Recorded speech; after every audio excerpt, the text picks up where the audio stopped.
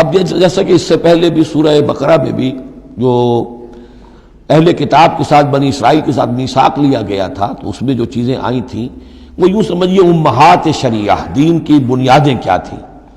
ہم نے معاہدہ لیا تھا اللہ کے ساتھ شرک نہیں کرو گے، والدین کے ساتھ نیک احسان کرو گے، قرابت داروں کے ساتھ وغیرہ وغیرہ۔ اب یہ دوسرا مقام آ رہا ہے کہ شریعت کے اندر کیا چیزوں ہیں جو اہم تر ہیں، جن کو سامنے رکھنا چاہیے معاشرتی سطح پر۔ سب سے پہلی بات وَاعْبُدُوا اللَّهَ وَلَا تُشْرِكُوا بِهِ شَيْئًا، پہلا حق اللہ کا ہے، اللہ کی بندگی اور پرستش کرو، اس کے ساتھ کسی کو شریک نہ ٹھہراؤ۔ نمبر 2 وَبِالْوَالِدَيْنِ إِحْسَانًا، یہ 4 مقامات قرآن میں ہیں جہاں اللہ کے حق کے فوراً بعد والدین کے حق کا تذکرہ ہے۔ والدین کے ساتھ حسن سلوک، یہ بھی ہمارے ہاں کے خاندانی نظام کے لیے بہت اہم بنیاد ہے کہ والدین کے ساتھ ان کا ادب ہو، ان کی خدمت ہو، ان کے ساتھ حسن سلوک ہو، ان کے سامنے آواز پست رکھی جائے۔ بڑی تفصیل سے سورہ بنی اسرائیل میں یہ بات آئے گی، لیکن یہ کہ یہ ہمارے معاشرے میں خاندان کے استحکام کی یہ بھی ایک بہت اہم بنیاد ہے۔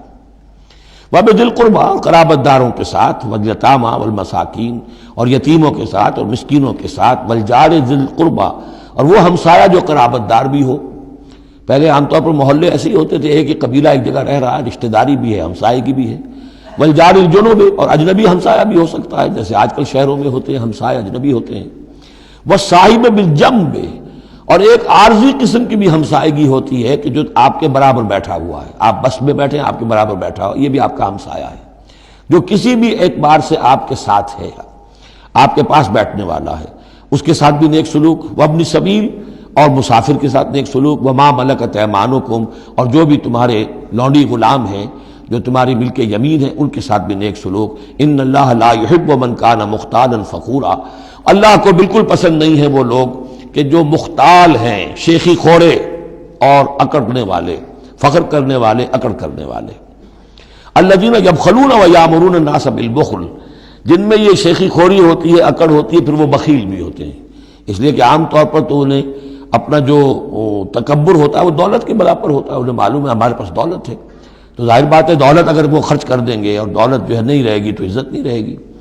جو کہ بخل کرتے ہیں وہ یامرون الناس بالبخل، اور لوگوں کو بھی نیکی بخل کا حکم دیتے ہیں، کیونکہ جب لوگ دیکھتے ہیں کہ یہ لوگ ذرا خرچے کے اندر کمی کرتے ہیں تو انہیں اندیشہ ہوتا ہے کہ یہ ہمیں ملامت کریں گے، تم بڑے بخیل ہو، تو اس سے پہلے ہی کیوں نہ کہو بابا یہ اس طرح نہ کیا کرو، تم خام پیسے اڑاتے ہو، کچھ نہ کچھ بچا کے رکھا کرو اور وقت پہ کام آئے گا، تو بجائے اس کے کہ آپ کو کوئی ڈیفنس لینا پڑے پہلے ہی آفنس لیجئے، تو یامرون الناس بالبخل، وہ لوگوں کو بھی بخلی کا مشورہ دیتے ہیں کہ عقل کے ناخن لو۔ وَيَكْتُمُونَ مَا آتَاهُمُ اللَّهُ مِنْ فَضْلِهِ، اور وہ چھپاتے ہیں اس کو جو اللہ نے انہیں اپنے فضل میں سے دیا ہے۔ دولت ظاہر ہوگی تو کوئی سائل سوال کر بیٹھے گا، یعنی اچھا مسکین صورت بنائے رکھو کہ ان کے اوپر تو شاید خود 2 وقت کے فاقے ہیں، اب ان سے میں کیا ان کے سامنے ہاتھ دراز کروں۔ وَأَعْتَدْنَا لِلْكَافِرِينَ عَذَابًا مُهِينًا، اور ایسے کافروں کے لیے ہم نے بڑا اہانت آمیز عذاب تیار کر رکھا ہے۔ وَالَّذِينَ يُنْفِقُونَ أَمْوَالَهُمْ رِئَاءَ النَّاسِ، اور اس سے بھی آگے بڑھ کر وہ لوگ ہیں برائی کے اندر، شناعت کے اندر، کہ جو خرچ کرتے ہیں مال لوگوں کو دکھاوے کے لیے۔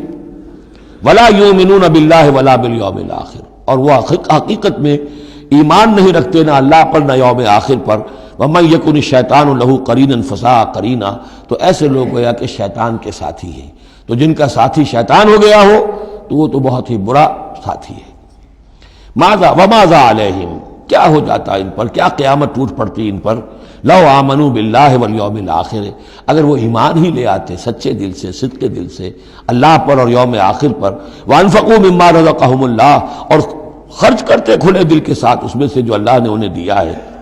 وکان اللہ بہم علیما، اور اللہ تعالیٰ ان سے اچھی طرح واقف ہے۔